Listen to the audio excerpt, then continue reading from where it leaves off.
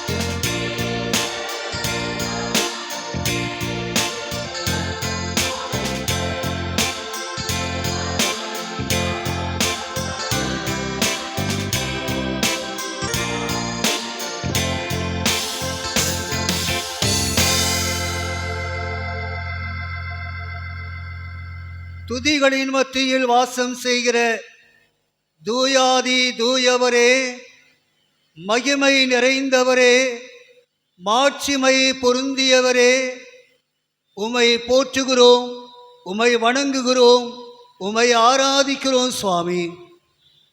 இதே கர்த்தர் எங்களுக்காக ஏற்படுத்தின நாள். இதிலே களிகூர்ந்து மகிழும்படியாக உம்முடைய சமூகத்தில் நாங்கள் ஒன்று கூடி வந்து உமை ஆராதிக்கும்படியாக நீர் எங்களுக்கு தந்திருக்கிற இந்த மனமகிழ்ச்சியின் நாளுக்காக உமை துதிக்கின்றோம், உமை தோத்தரிக்கின்றோம்.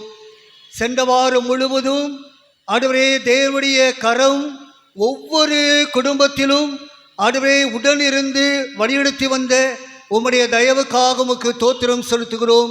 ஆண்டவரே ஒவ்வொருவரையும் நீ பலப்படுத்தி வந்திருக்கிறீர், ஒவ்வொருவரையும் ஆண்டவரே கண்மணி போல பாதுகாத்து வந்திருக்கிறீர். நாங்கள் உமக்கு சோத்திரம் செலுத்துகிறோம். ஆண்டவரே இந்த ஆராதனை வேலைக்காக நாங்கள் ஜெபிக்கிறோம். ஆண்டவரே ஆராதனை துவக்கம் முதல் முடிவு வரை உம்முடைய பிரசனத்தை உணர கிருபை பாராட்டும். ஆண்டவரே நாங்கள் ஏறெடுக்கிற ஜெபங்கள், பாடல்கள், ஆராதனை முறைமைகள், ஆண்டவரே இன்னுமாக சாக்கிரமத்தில் பங்கு பெறுகிற முறைமைகள், உம்முடைய வேத வசனத்தை வாசிக்கும் பொழுதும் அதை தியானிக்கும் பொழுதும் ஆண்டவரே இப்படிப்பட்ட ஆண்டவரே நேரங்களில் ஆவியானவருடைய பிரசன்னம் நிறைவாய் இருக்கும்படியாக நாங்கள் ஜெபிக்கிறோம். ஆண்டவரே தொடர்ந்து உடைய நாமம் மகிமைப்படுவதாக. வருகிறவர்களை அழைத்து கொண்டு வாரும், வந்திருக்கிறவர்களை உடைய கிருபைக்குள்ளாக நீர் காத்துக்கொள்ளும். இவைகள் அனைத்தையும் ஆண்டவர் இயேசு கிறிஸ்துவின் மூலமாய் தாழ்மையோடு வேண்டிக் கொள்கிறோம் எங்கள் நல்ல பிதாவே, ஆமீன். தேவனுடைய நாமத்திற்கு மகிமையாகவும் இந்த ஆராதனைக்கு ஆரம்பமாகவும் நாம் யாவரும் எழுந்து நின்று பாமாலையில் 16வது பாடலை பாடுவோம். பாமாலை 16வது பாடல். ஆ கர்த்தாவே தாழ்மையாக திருப்பாத தண்டையே என்ற பாடலை எழுந்து நின்று பாடுவோம்.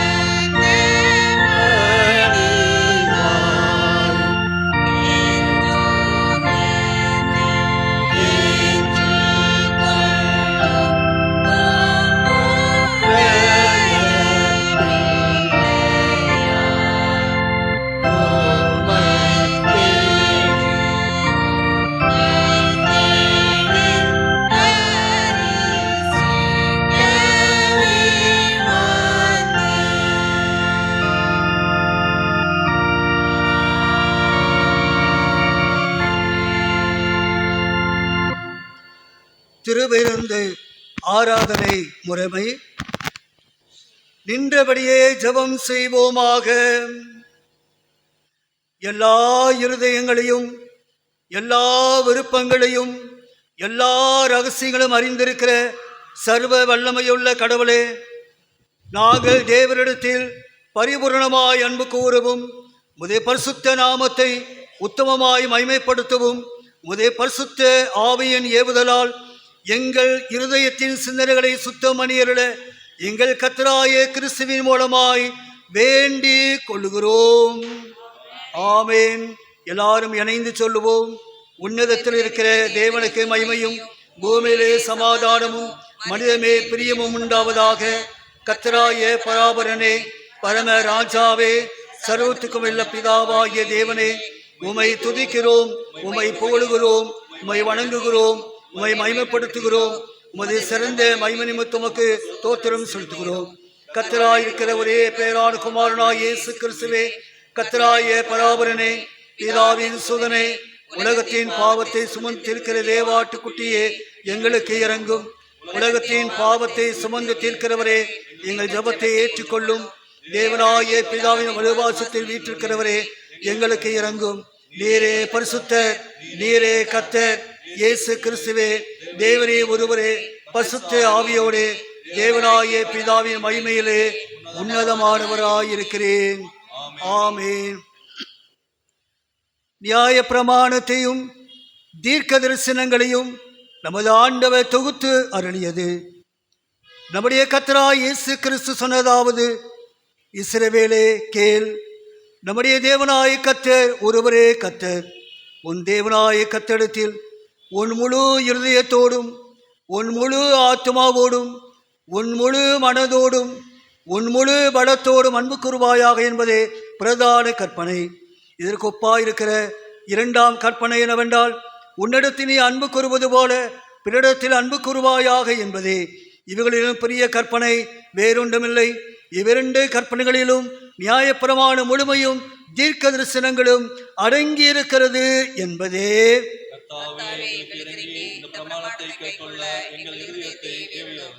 பிரியமானவர்களே, நாம் இப்பொழுது கடவுளுடைய மகா பரிசுத்த வசனத்தை கேட்கவும் ஆண்டவருடைய சரீரத்தையும் இரத்தத்தையும் பெற்றுக் கொள்ளவும் இங்கே கூடி வந்திருக்கிறோம்.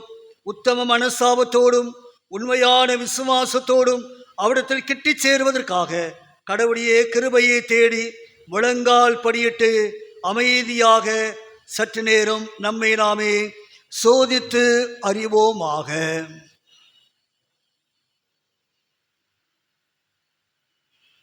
தேவனுடைய பிரசன்னத்தை உணர்ந்தவர்களாய்,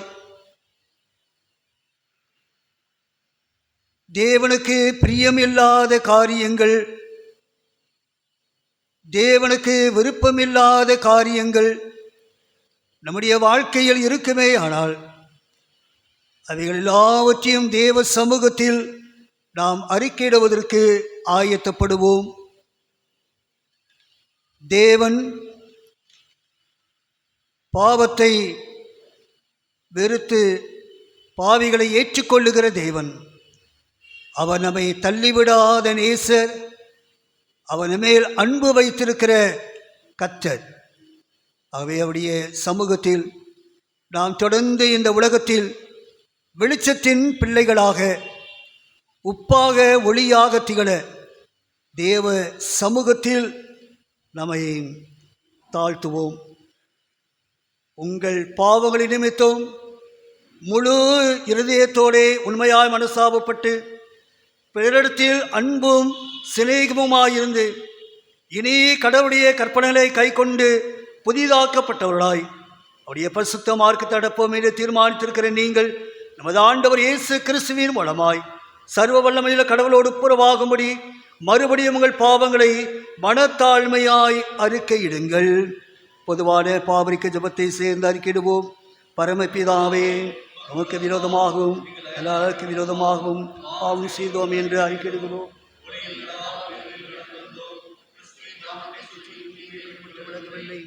எங்களுக்கு இறங்க வேண்டும் என்று மன்றாடுகிறோம்.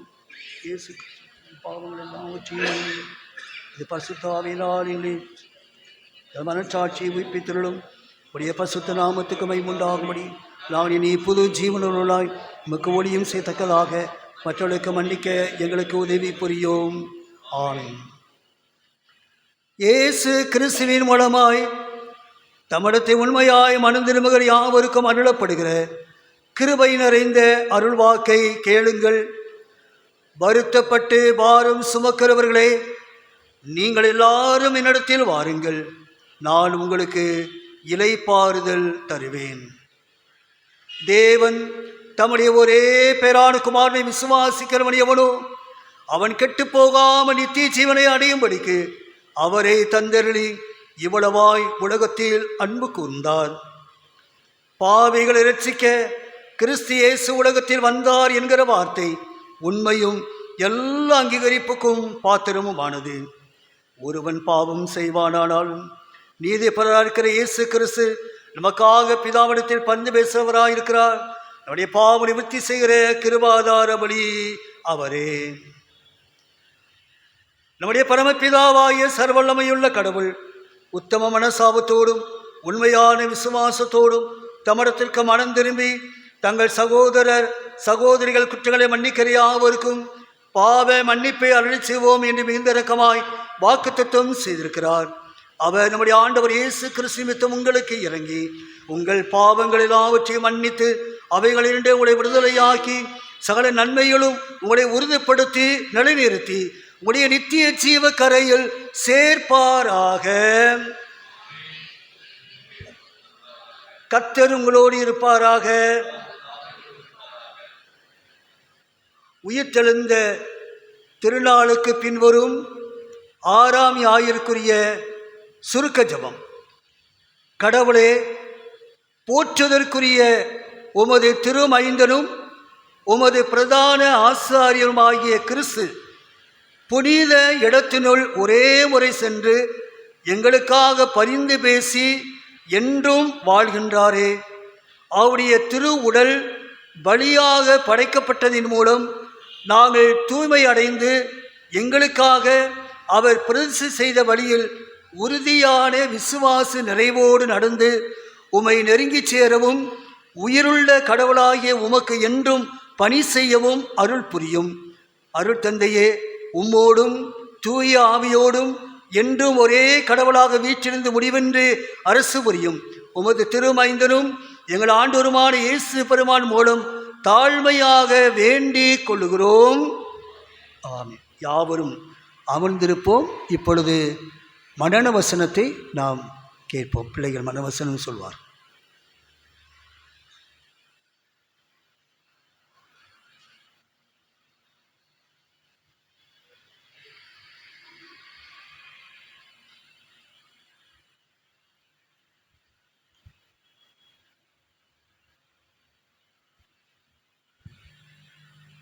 இயேசு கிறிஸ்துவுக்கு தேவன் அழைத்த பரம அழைப்பின் பந்தய பொருளுக்காக இலக்கை நோக்கி தொடர்கிறேன்.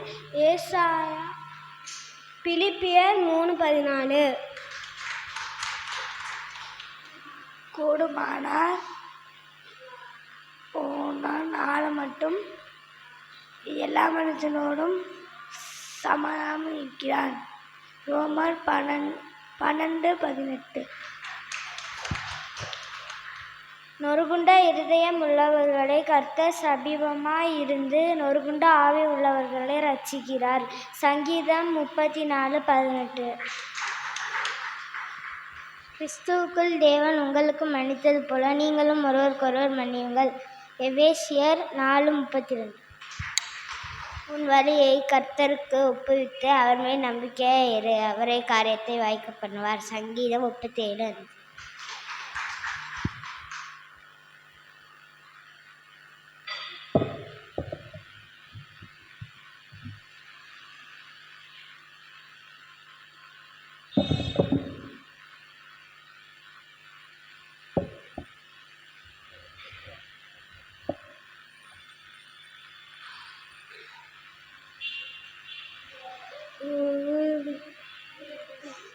உயர்வோம், உயர்ந்து செல்லுவோம், இயேசுவின் நாமத்தில் உயர்ந்து செல்லுவோம்.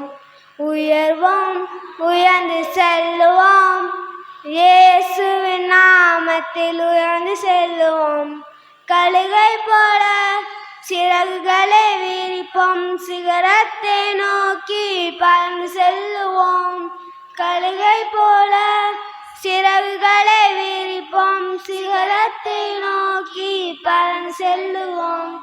நான் ஒரு சாம்பியன், இயேசு ஒரு சாம்பியன். நான் ஒரு சாம்பியன், இயேசு ஒரு சாம்பியன். உலகம் என்றும் பெஸ்ட் சாம்பியன். தடைகள் வந்தாலும் தகர்த்திடுவோம். இயேசுவின் பலத்தால் வென்றிடுவோம். தடைகள் வந்தாலும் தகர்த்திடுவோம். இயேசுவின் பலத்தால் வென்றிடுவோம்.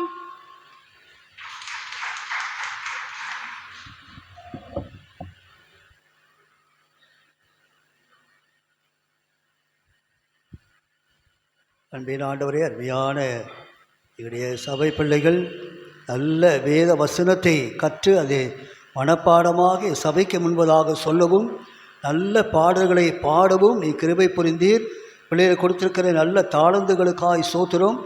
ஆகவே தொடர்ந்து இந்த சபையில் அப்படி நாம மகிமைக்கென்று அந்த தாளந்தை பயன்படுத்துவதற்கு தொடர்ந்து பிள்ளைகளை ஆசீர்வதிப்பீராக, பலப்படுத்துவீராக, ஞானத்தை கொடுப்பீராக. இயேசுவின் மூலம் கேட்கிறோம் பிதாவே. God bless you. God bless you. God bless you. God bless you. God bless you. இப்பொழுது திருமறை பாடங்கள் வாசிக்க கேட்போம். முதலாவது பழைய ஏற்பாட்டு பகுதியில் உள்ள திருமறை பாடம், அதைத் தொடர்ந்து நிருப வேத பாடம் வாசிக்க கேட்போம்.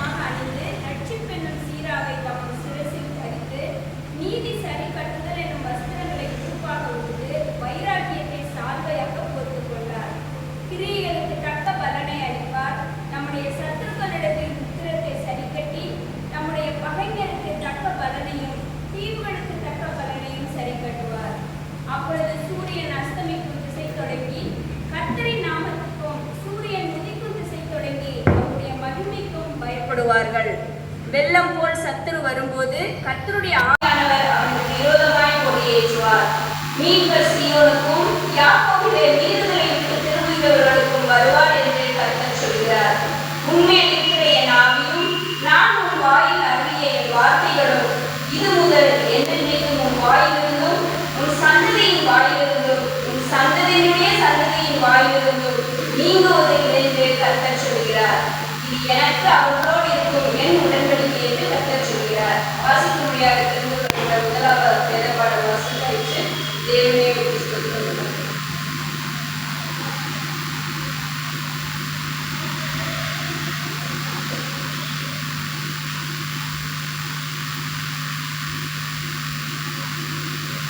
வாசிக்கும்படியாக தெரிந்து கொள்ளப்பட்ட இரண்டாம் வேதப்பாடம் எபிரேயர் 10ஆம் அதிகாரம் வசனங்கள் 8 முதல் 18 முடிய. எபிரேயர் 10 வசனங்கள் 8 முதல் 18 முடிய. நியாயப்பிரமாணத்தின்படி செலுத்தப்பட்ட வரிகளை குறித்து மேல் சொல்லியபடி வரியையும் காணிக்கையும் சர்வாங்க தகன பலிகளையும் பாவமான பலிகளையும் நீ விரும்புவதில்லை. அவைகள் உமக்கு பிரியமானதல்ல என்று சொன்ன பிறகு தேவனே உம்முடைய சித்தத்தின்படி செய்ய இதோ வருகிறேன் என்று சொன்னார். இரண்டாவதை நிலைநிறுத்துவதற்கு முதலாவதை நீக்கி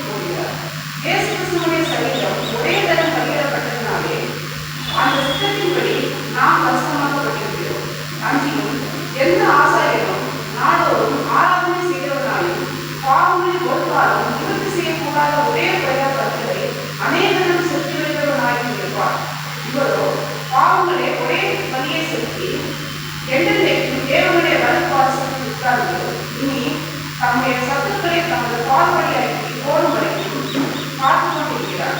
ஏனெனில் பரிசுத்தமாக்கப்படுகிறவர்களை ஒரே வழியினாலே அவர் என்றென்றைக்கும் பூர்ணப்படுத்தியிருக்கிறார்.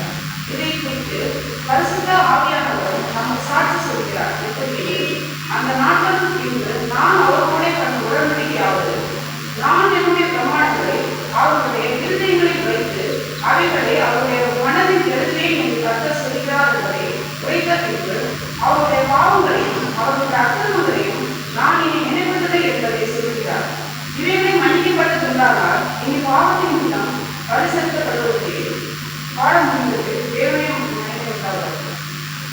மாறி மாறி வாசிக்க வேண்டிய சங்கீத பகுதிக்காக நாம் யாவரும் எழுந்து நிற்போம்.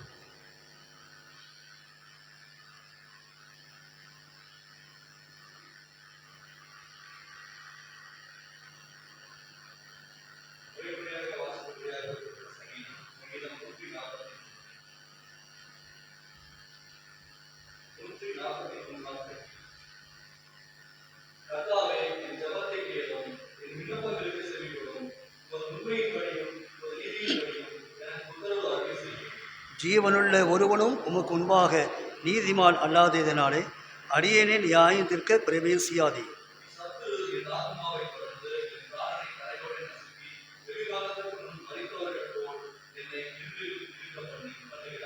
என் ஆவி என்னில் தியங்குகிறது, என் இருதயம் எனக்குள் சோர்ந்து போகிறது.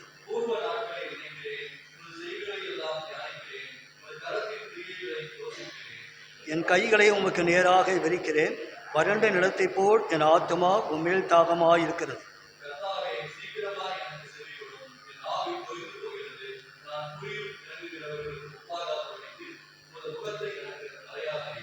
அதிகாலையில் உமது கிருபையை கேட்க பண்ணும். உம்மை நம்பி இருக்கிறேன். நான் நடக்க வேண்டிய வழி எனக்கு காண்பியும். உம்மிடத்தில் என் ஆத்துமாவை உயர்த்துகிறேன்.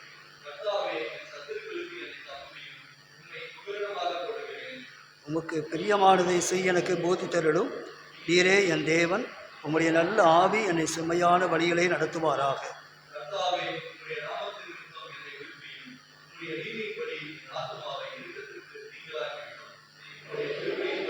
என் சத்துருக்களை அழித்து என் ஆத்மாவை ஒடுக்கிற யாவரையும் சங்காரப்படும். நான் உமது அடியேன்.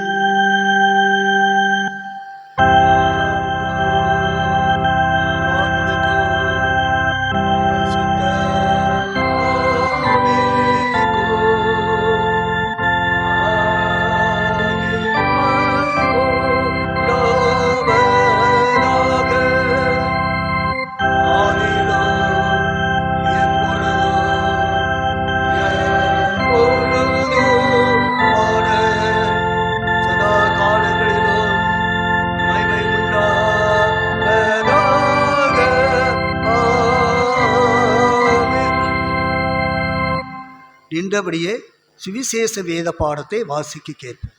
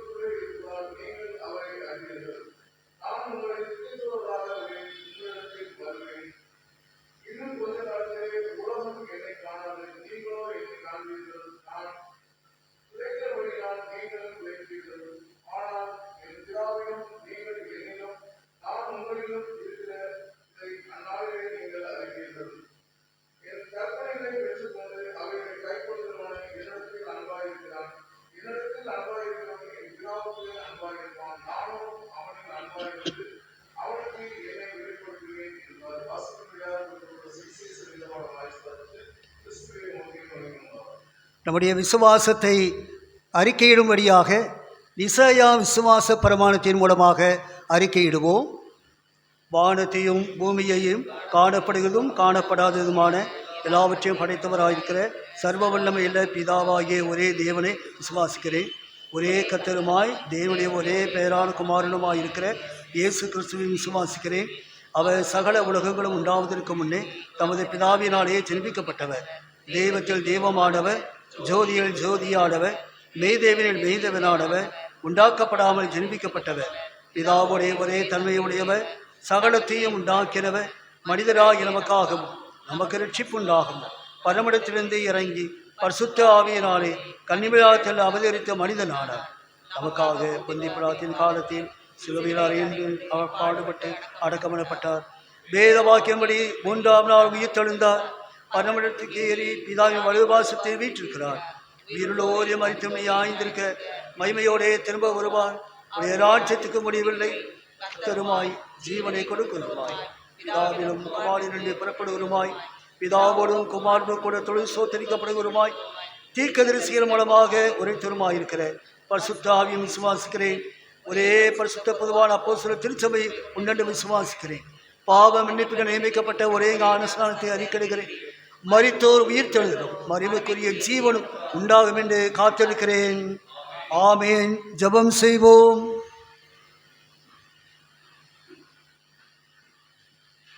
நான் உயிரோடு இருக்கும் அளவும் என் தேவனை துதிப்பேன், கீர்த்தனம் பண்ணுவேன். கர்த்தரை துதியுங்கள், அவர் நல்லவர், அவர் கிருபை என்றும் உள்ளது என்று சங்கீதக்காரனோடு இணைந்து நாம் தேவனை துதிப்போம், தேவனை நாம் போற்றுவோம். அவருடைய நாமம் அதிசயமானது, அவருடைய நாமம் வல்லமை உள்ளது, அவருடைய நாமம் மகத்துவமானது என்பதை நாம் நினைத்து ஆண்டவரை நாம் ஸ்தோத்தரிப்போம். யெகோவா ஈரேவானவர் நம்முடைய குடும்ப தேவைகள், சபையின் தேவைகள், பிள்ளைகளுடைய தேவைகள் எல்லாவற்றையும் அவர் பார்த்து கொள்கிறவர். ஆண்டவரை நாம் ஸ்தோத்தரிப்போம். ஆண்டவருக்கு நாம் நன்றி செலுத்துவோம். யெகோவா ஷம்மாவாக இருந்து ஒவ்வொரு நாளும் நம் உடன் இருந்து நம்மை கரம் பிடித்து நடத்துகிறவர், அவருடைய கிருபையினால் நம்மை தாங்குகிறவர் என்பதை நினைத்து ஆண்டவரே உமக்கு ஸ்தோத்திரம் என்று சொல்லி நாம் ஆண்டவரை நாம் ஸ்தோத்தரிப்போம். நாம் தேவனை ஆராதிக்கவும் தேவனை மகிமைப்படுத்தவும் அவருடைய பிள்ளைகளாக தேவ சமூகத்தில் நாம் ஒன்று கூடி வரும்படியாக தேவன் இந்த சிலாக்கியத்தை நமக்கு தந்திருக்கிறார். ஆண்டவரே உமக்கு ஸ்தோத்திரம் என்று சொல்லி நாம் ஆண்டவரை நாம் ஸ்தோத்தரிப்போம். இந்த ஆராதனை தேவனுடைய பிரசன்னம் அசைவாடி கொண்டிருக்கிறது. அதை நாம் உணர்ந்து நாம் தேவனை நாம் மகிமைப்படுத்துவோம், தேவனை நாம் துதிப்போம். நம்முடைய தேவைகளை சந்திக்கின்ற ஆண்டவர், நம்முடைய விருப்பங்களை நிறைவேற்றி தருகின்ற ஆண்டவர் நம் மத்தியில் கடந்து வந்திருக்கிறார் என்பதை நினைத்து ஆண்டவரே உமக்கு ஸ்தோத்திரம் என்று சொல்லி நாம் ஆண்டவரை நாம் ஸ்தோத்தரிப்போம். அவர் நம்மை பலப்படுத்துகிறவர், அவர் நமக்கு ஆலோசனை கொடுக்கிறவர், நம்மை நேர்த்தியாக தேவைகளை சம்பூர்ணப்படுத்தி தருகிறவர் என்பதை நாம் உணர்ந்து ஆண்டவரே உமக்கு ஸ்தோத்திரம் என்று சொல்லி நாம் ஆண்டவரை நாம் ஸ்தோத்தரிப்போம். நம்முடைய திருச்சபையின் குடும்பங்களை ஆண்டவர் ஆசீர்வதிக்கும்படியாக, ஒவ்வொரு குடும்பத்தினுடைய தேவைகளையும் ஆண்டவர் சந்திக்கும்படியாக தேவனுடைய கரத்தில் கொடுத்து நாம் ஜெபிப்போம். ஆண்டவரே ஸ்தோத்தரிக்கிறோம், நாங்கள் நன்றி செலுத்துகிறோம். இந்த அருமையான ஆராதனையிலும் தொடர்ந்து தேவனுடைய பிரசன்னத்தை நாங்கள் உணர்ந்திட கிருபை பாராட்டும். உடைய நாமத்தை மகிமைப்படுத்த உதவி செய்யும். இயேசு கிறிஸ்துவின் மூலமாய் தாழ்மையோடு வேண்டிக் கொள்கிறோம் எங்கள் நல்ல பிதாவே. காருங்கள், அறிவிப்புகள் வாசிக்க.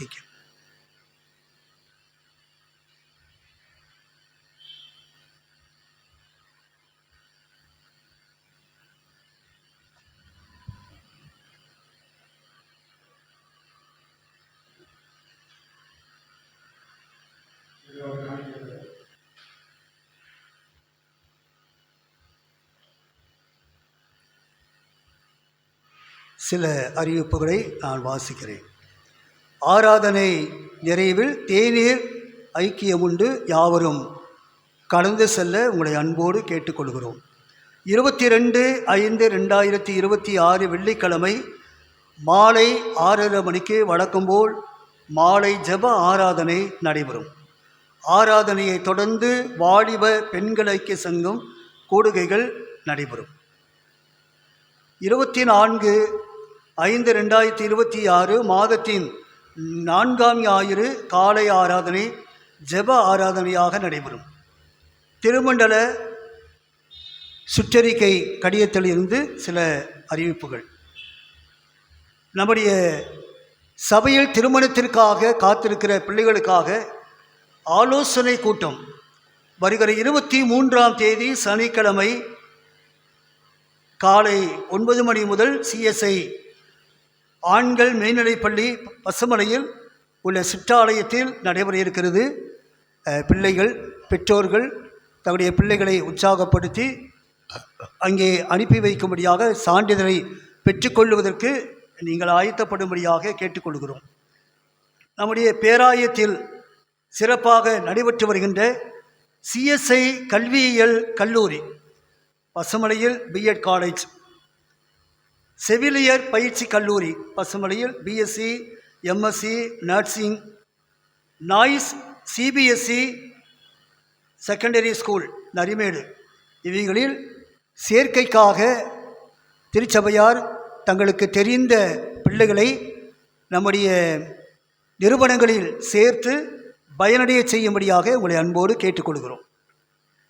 பெண்கள் ஐக்கிய சங்க ஜூம் மீட்டிங், திருமண்டல பெண்கள் ஐக்கிய சங்க தொடர் ஜூம் வழி ஜபக்கூடுகை நமது மகாகண பேராயர் அம்மா வழிகாட்டுதலின்படி இரவு 9 மணி முதல் 10 மணி வரை 23/5/26 வரை நடைபெறுகிறது.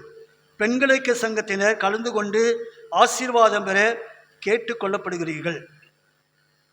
DWR திருமறை தேர்வு, இந்த ஆண்டு நடைபெறுகின்ற DWR திருமறை தேர்வு ஆலய ஆராதனை முடிந்தவுடன் இந்த திருமறை தேர்வு நம்முடைய ஆலயத்தில் நடைபெறும். ஆயத்தப்பட்டவர்கள் கலந்து கொள்ள கேட்டுக்கொள்ளப்படுகிறீர்கள்.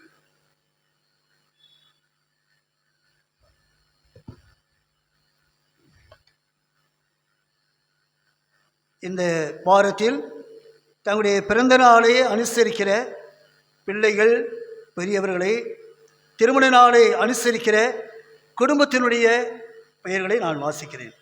பிறந்த நாள் 19ஆம் தேதி மிஸ்ஸஸ் ஜாஸ்மின் பிரிய தௌசினி. 21ஆம் தேதி மிஸ்ஸஸ் ஞானம் தங்கப்பா, மிஸ்டர் ஜோதி பாசு, மிஸ்ஸஸ் குளோரி செல்வராணி கிறிஸ்டோராஜ். 22ஆம் தேதி மிஸ்ஸஸ் பிரியங்கா. 23ஆம் தேதி மிஸ் அஸ்னா. பிறந்த நாளை அனுசரிக்கிற பிள்ளைகளை பெரியவர்களை சபையின் சார்பில் வாழ்த்துகிறோம். ஆண்டவர் எல்லா ஆசீர்வாதங்களையும் அவர்களுக்கு நிறைவாய் தந்திருவாராக.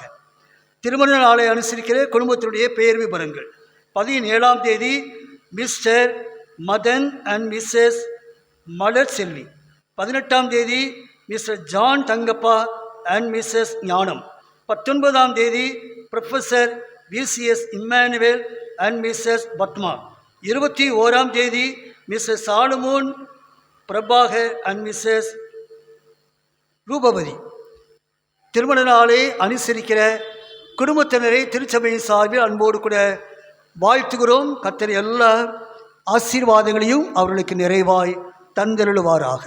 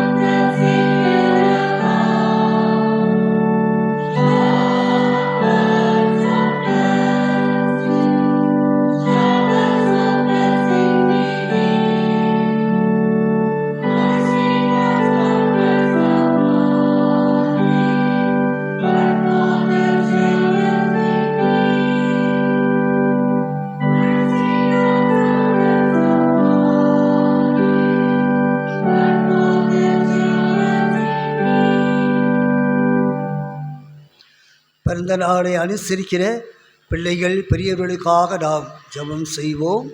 அன்பின் ஆண்டவரே, பிறந்த நாளை அனுசரிக்கிற பிள்ளைகளுக்காக ஆண்டவரே நாங்கள் ஜெபிக்கிறோம். நன்மையினால் உன் வாயை திருப்தியாக்குகிறார், கழுகுக்கு சமானமாய் உன் வயது திரும்ப வாழ வயது போலாகிறது என்ற வசனத்தின்படி நாங்கள் வாழ்த்தி ஜெபிக்கிறோம். ஒரு வயதை கிருபையாக உடைய பிள்ளைகளுக்கு நீ கூட்டி தந்திருக்கிறீர், சோத்திரம். இந்த புதிய ஆண்டு ஆசீர்வாதமாக இருக்கும்படியாக நாங்கள் ஜெபிக்கிறோம். திருமண நாளை அனுசரிக்கிற குடும்பத்தினருக்காக ஆண்டவரே நாங்கள் ஜெபிக்கிறோம். கர்த்தர் சீயோனில் இருந்து உன்னை ஆசீர்வதிப்பார், நீ ஜீவன நாளெல்லாம் எருசலேமின் வாழ்வை காண்பாய் என்று சொல்லி நாங்கள் வாழ்த்தி ஜெபிக்கிறோம். ஆண்டவரே, உடைய குடும்ப வாழ்க்கையில் எல்லா விதமான நிறைவையும் ஆண்டவரே சம்பூர்ணத்தையும் ஆண்டவரே நீ அருளி செய்து மகிழ்ச்சிப்படுத்த வேண்டும் என்று உம்மை நோக்கி நாங்கள் கெஞ்சுகிறோம். உடைய நாமத்தினை மகிமைப்படுத்துவீராக. இயேசு கிறிஸ்துவின் மூலமாய் வேண்டிக் கொள்கிறோம் பிதாவே. நாம் யாவரும் எழுந்து நின்று கீர்த்தனை 128வது பாடல் விசுவாசியின் காதில் பட என்ற பாடலை நாம் பாடும் பொழுது ஆண்டவருடைய நாம மகிமைக்கென்றும் திருச்சபையினுடைய வளர்ச்சிக்கென்றும் நாம் காணிக்கையை படைக்க ஆயத்தப்படுவோம். கீர்த்தனை 128வது பாடல்.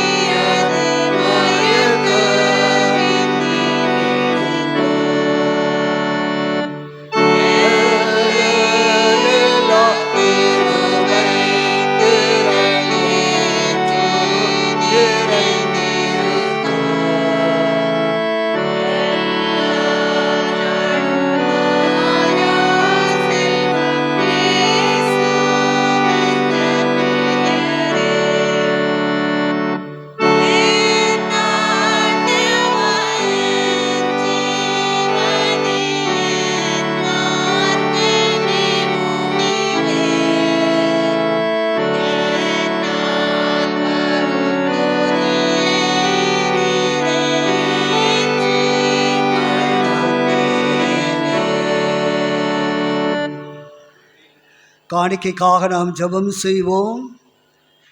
சர்வ வல்லமையுள்ள கடவுளே, உம்மிடமிருந்து நாங்கள் பெற்று அனுபவித்து வருகிற நன்மைகள் உபகாரங்கள் ஏராளம். அதில் ஒரு பகுதியை நாங்கள் காணிக்கையாக படைத்திருக்கிறோம். உடைய நாம மகிமைக்கென்றும் திருச்சபையினுடைய வளர்ச்சிக்கென்றும் இது பயன்படத்தக்கதாக நீ கிருபை பாராட்டும். ஆகவே காணிக்கை படைத்திருக்கிற உடைய பிள்ளைகள் ஒவ்வொருடைய தேவைகளையும் நிறைவாக்கி தர வேண்டும் என்று நாங்கள் கெஞ்சுகிறோம். உடைய நாமம் மட்டும் மகிமைப்படுவதாக கிறிஸ்துவின் மூலமாய் வேண்டிக் கொள்கிறோம் பிதாவே. தொடர்ந்து ஆண்டவருடைய வார்த்தையை கேட்பதற்காக நாம் ஆயத்தப்படுவோம்.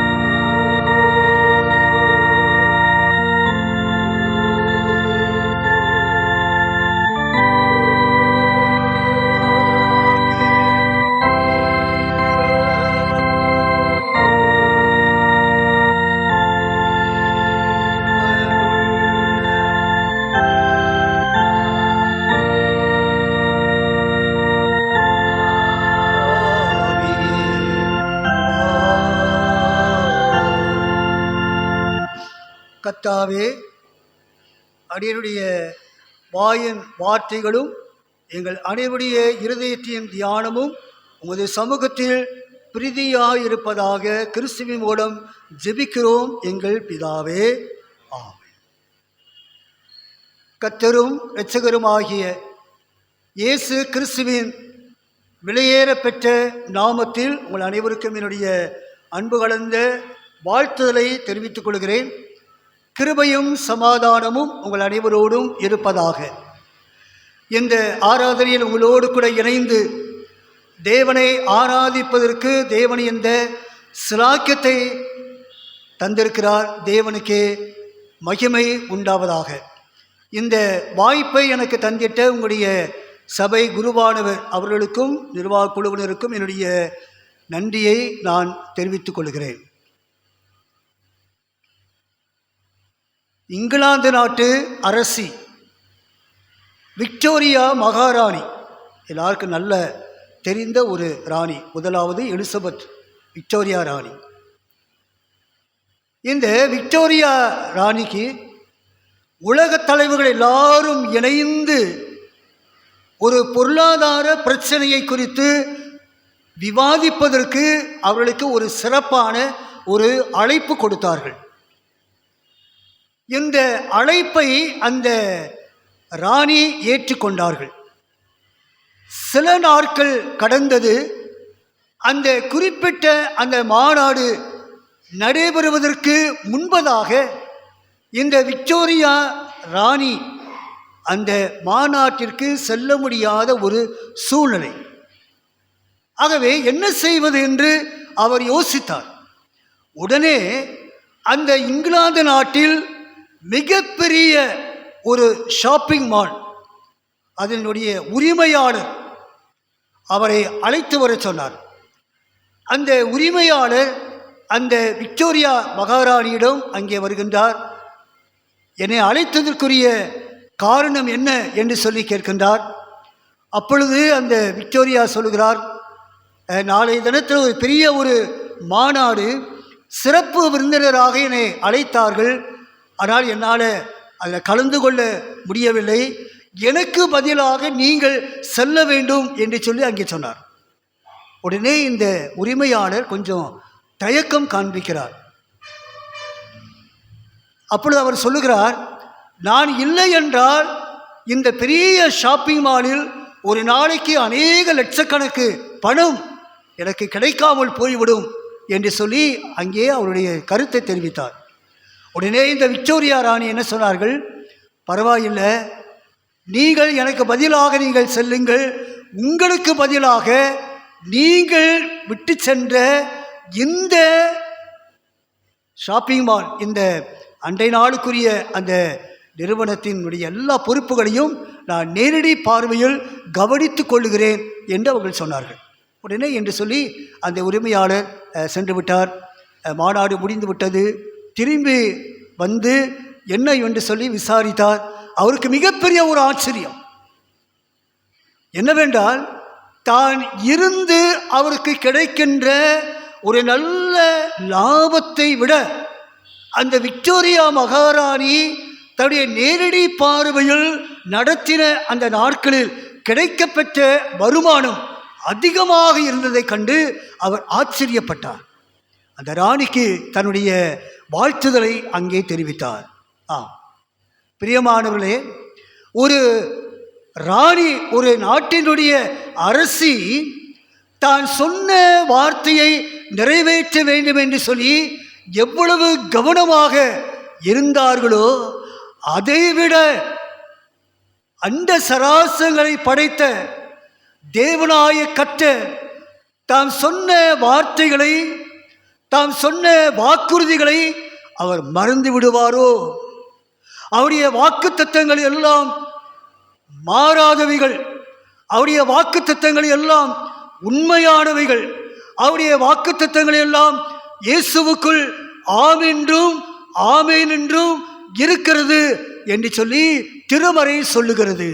ஆம், ஆகவே இயேசு கிறிஸ்து அநேக வாக்குறுதிகளை நாம் சுதந்திரித்துக் கொள்ளும்படியாக நமக்கு தந்திருக்கிறார். ஆகவே இவை எல்லாவற்றையும் நாம் சுதந்திரித்து கொள்ள நாம் ஆயத்தப்படுவோம். ஏனென்றால் அந்த வாக்குறுதியில் ஆண்டவர் உண்மை உள்ளவராக இருக்கிறார். ஆம், இன்றைக்கு சிந்திக்கும்படியாக தெரிந்து கொண்ட ஒரு தலைப்பு என்னவென்றால், நமக்கு எல்லாருக்கும் தென்னிந்திய திருச்சபையில் கொடுத்திருக்கிற ஒரு தலைப்பு என்னவென்றால், தூய ஆவியார் நம்முள் இருப்பதற்கான வாக்குறுதி. தூய ஆவியார் நம்முள் இருப்பதற்கான வாக்குறுதி. Holy spirit promise of the indwelling presence. இதான் இன்றைக்கு தலைப்பு. ஆகவே இந்த தலைப்பை மையப்படுத்தி உங்களோடு கூட முகவுரையாக சில காரியங்களை சுட்டி காண்பித்து என்னுடைய திருமறை பகுதிக்குள்ளாக நான் செல்ல வேண்டும் என்று நான் விரும்புகிறேன். இந்த தலைப்பில் முதலாவது வருகிறது வாக்குறுதி, ப்ராமிஸ், வாக்குறுதி. ஆகவே இந்த வாக்குறுதி என்று சொல்லும் பொழுது, இன்றைக்கு தேர்தல் சமயத்தில் அநேக வேட்பாளர்கள் அநேக வாக்குறுதிகளை கொடுக்கிறார்கள். சபையினுடைய தேர்தலில் அநேக பொறுப்பாளர்கள் அங்கே நிற்பதற்கு வாக்குறுதி கொடுக்கிறார்கள். திருமணம் நடைபெறும் பொழுது மோதிரம் வாக்குறுதிக்கு அடையாளமாக அணிவிக்கப்படுகிறது. ஆனால் இந்த வாக்குறுதி எல்லாம், மனிதர்கள் கொடுக்கிற இந்த வாக்குறுதி எல்லாம் மாறிவிடலாம், மறந்து விடலாம். ஆனால் ஆண்டவர் சொல்லுகிற வார்த்தை, ஆண்டவர் சொல்லுகிற வாக்குறுதி அது என்றும் மாறாதது என்பதை நாம் நினைவில் கொள்ள வேண்டும். அதுதான் நாம் கற்றுக்கொள்கின்ற ஒரு ஆழமான ஒரு உண்மை. அவை ஆண்டவருடைய வாக்குறுதி அது மாறாதவை. ஆமாம், God's promise, ஆண்டவருடைய வாக்குறுதி மாறாதவை. இன்னொன்று இங்கே சொல்லப்பட்டிருக்கிறது, ஹோலி ஸ்பிரிட், தூய ஆவியர். ஆமாம், இயேசு கிறிஸ்து உயிர்த்தெழுந்த பிறகு 40 நாட்கள் இந்த உலகத்தில் உலாவி அநேகரிடத்தில் நேரடியாக அவர் காட்சி தந்து தான் உயிரோடு இருக்கிறவர் என்பதை அங்கே நிரூபித்தார். ஒவ்வொருடைய உள்ளத்தில் இருந்த பயத்தை நீக்கினார். ஒவ்வொருடைய உள்ளத்தில் இருந்த அவிசுவாசத்தை நீக்கி விசுவாசத்தை அங்கே கொடுத்தார். எல்லாரையும் சாட்சி உள்ள ஒரு வாழ்க்கை வாழும்படியாக அங்கே அவர் நிறுத்தினார் என்று திருமறையை நாம் தெளிவாக வாசிக்கிறோம். 40 நாள் கழித்து என்ன நடந்துச்சு? ஆண்டவர் 40 நாள் உயிரோடு இருந்து 40 நாள் கடந்து என்ன நடந்துச்சு சொல்லுங்க? பருத்துக்கு எழுந்தளி போனார். ஆமாம், பருத்துக்கு எழுந்தளி போனார். அடுத்த வாரம் நமக்கு பெந்தைக்கோஸ்தே நாள், 50வது நாள். ஆமாம், அவை பருத்துக்கு எழுந்தளி போனார் என்று வேதம் தெளிவாக சொல்லுகிறது. ஏனென்றால் நான் போவேனானால் உங்களுக்காக தேற்றவாளை நான் அனுப்புவேன் என்று சொல்லி ஆண்டவர் வாக்குரைத்தார். இங்கே தூய ஆவியர் என்று சொல்லும் பொழுது பழைய ஏற்பாட்டில் தீர்க்கதரிசிகள், ஆசாரியர்கள், மிக தலைவர்கள், இவர்களுக்கு மட்டுமே இந்த தூய ஆவியர் அருளப்பட்டது என்று நாம் இங்கே பார்க்கிறோம். ஆனால் அதை தொடர்ந்து இந்த பரிசுத்த ஆவியானவரை பெற வேண்டும் என்ற ஒரு விருப்பம் எசேக்கியேலின் காலத்தில் அது தோன்றிவிட்டது. பிற்பாடு அது யோவேலின் காலத்தில் அது நிறைவு பெற்றது. ஆமாம், யோவேலுடைய தீர்க்க தரிசன புஸ்தகத்தில் நீங்கள் வாசிக்கும் பொழுது, யாவர் மேலும் என்னுடைய ஆவி என்ன செய்வேன்? ஊற்றுவேன். ஆமாம், எல்லாருமே என்னுடைய ஆவியை ஊற்றுவேன் என்று சொல்லி அங்கே அழகாக நாம் இங்கே வாசிக்கிறோம். ஆகவே இந்த எதிர்பார்ப்பு பூரணமடைகிறது. பழைய ஏற்பாட்டில் இந்த தூய ஆவியானவர் இறங்கினார் என்று பார்க்கிறோம். அந்த இறங்கினார் என்று சொன்னால் அது ஒரு குறிப்பிட்ட ஒரு நேரம் வரைக்கும் ஆவியானவர் வந்து சென்றார். வருவார், அப்புறம் என்ன செய்வார்? போயிடுவார். ஆமாம், வருவார், அவர் போயிடுவார். இதை நம்ம பார்க்கிறோம். ஆனால் இங்கே புதிய ஏற்பாட்டில் இந்த ஆவியானவர் நம்முடைய உள்ளத்தில் அவர் வாசம் பண்ணுகிறார், நம்முடைய உள்ளத்தில் அவர் குடிகொள்ளுகிறார், நம்முடைய உள்ளத்தில் அவர் செயல்படுகிறார், அவர் நம்மில் வாழுகிறார் என்பதை நாம் அறிந்து கொள்ள வேண்டும். இன்டொல்லிங் பிரசன்ஸ். அவன் நம்முள் இருக்கிற தூய ஆவியானவர், அவன் நம்மில் வாழுகிற தூய ஆவியானவர் என்பதை நாம் அறிந்து கொள்ள வேண்டும். அதுதான் இந்த வார்த்தை நமக்கு தெளிவாக சொல்லப்பட்டிருக்கிறது. பழைய ஏற்பாட்டை நாம் பார்க்கிறோம். அங்கே ஆசரிப்பு கூடாரத்தில் அங்கே தேவ பிரசன்னம் நிறைந்திருந்தது. அதைத் தொடர்ந்து அங்கே எருசலேம் தேவாலயத்தில் தேவனுடைய மகிமை, தேவனுடைய பிரசன்னம் நிறைவாக இருந்தது என்று வேதத்தில் நாம் வாசிக்கின்றோம். ஆனால் புதிய ஏற்பாட்டில் நம்முடைய உள்ளமாகிய ஆலயத்தில் நான் வசிக்கிறேன், நான் வாழுகிறேன், அதுதான் உங்களுக்கு இருப்பிடம் என்று சொல்லி ஆண்டவர் சொல்லுகிற கருத்தை நாம் புதிய ஏற்பாட்டில் நாம் வாசிக்கின்றோம். ஆமாம், புதிய ஏற்பாட்டில் நாம் வாசிக்கின்றோம். ஆகவே ஆண்டவர் நம்முள் இருக்கிற ஆண்டவர், நம்முடைய உள்ளத்தில் அவர் வாசம் பண்ணுகிற ஆண்டவர் என்பதை நாம் அறிந்து கொள்கிறோம். மூன்றாவது இந்த தலைப்பில் சொல்லப்பட்டிருக்கிற ஒரு காரியம் என்னவென்றால் பிரசன்ஸ், உடன் இருப்பவர். யோசுவாவின் புத்தகம் 1 அதிகாரம் 9வது வசனத்தில் யோசுவாவை பார்த்து சொல்கிறார், திகையாதே, கலங்காதே, நான் உடனே இருக்கிறேன், நீ செல்லும் இடமெல்லாம் உன் தேவனாய் கர்த்தர். ஆமாம், இங்கே யோசுவா இஸ்ரவேல் ஜனங்களை வழிநடத்துகின்ற ஒரு பொறுப்பை பெற்றுக்கொள்வதற்கு அவருடைய உள்ளத்தில் பயம், கலக்கம், தடுமாற்றத்தை அங்கே தெரியப்படுத்துகிறார். ஆனால் தேவனாய் கர்த்தர் அங்கே யோசுவாவை நம்பிக்கையூட்டும் வார்த்தைகளை, அங்கே வாக்குறுதிகளை கொடுத்து நான் உன்னோடு கூட இருக்கிறேன் என்று சொல்லி அந்த இஸ்ரவேல் ஜனங்களை வழிநடத்துகின்ற ஒரு மாபெரும் ஒரு பொறுப்பை அங்கே கொடுக்கின்றான். இதான் பிரசன்ஸ், இதான் காட்ஸ் பிரசன்ஸ். ஆமாம், ஆண்டவருடைய பிரசன்னம் அங்கே யோசுவாவை தொடர்ந்து நடத்தினது என்று நாம் வேதத்தில் வாசிக்கிறோம். அவர் இப்படிப்பட்ட சூழ்நிலைகளில் ஆண்டவர் நம்மோடு கூட இருந்து நம்மை நடத்துகிற ஆண்டவராக இருக்கிறார். He is a living presence to help us.